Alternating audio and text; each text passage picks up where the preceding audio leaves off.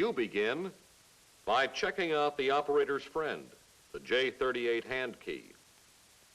This one was borrowed from a big operator. Thank you. For good hand sending, certain things about this key must be just right. You see these contacts? They must be lined up right. And the gap between them must be right.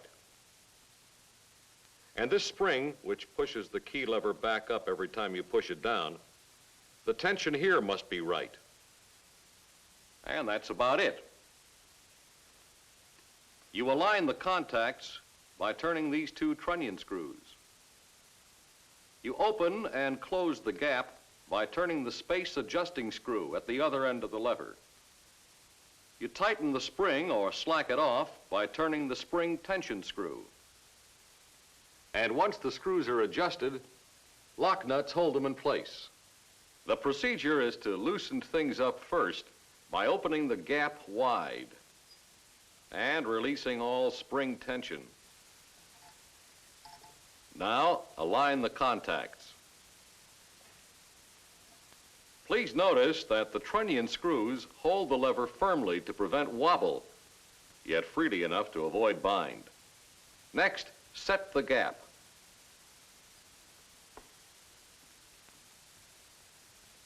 Make it fairly small. 4 thicknesses of paper is just right.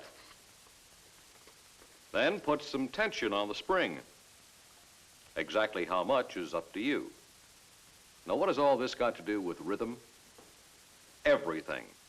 If the gap is too wide or the spring too tight, you'll work too hard. The result? Dots cut short, dits skipped over, spacing erratic.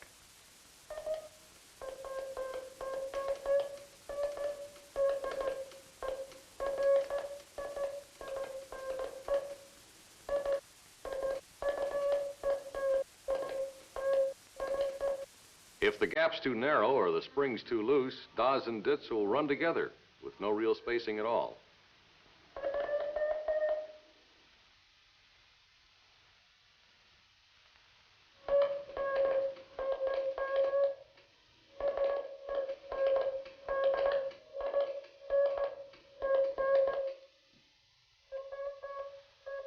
But if your key is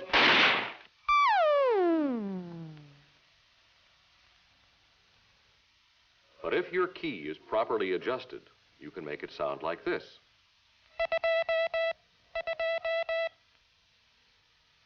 Which brings us to step 2, developing the proper technique to work that key. Again, a musical analogy. Some performers never bother with technique. Others,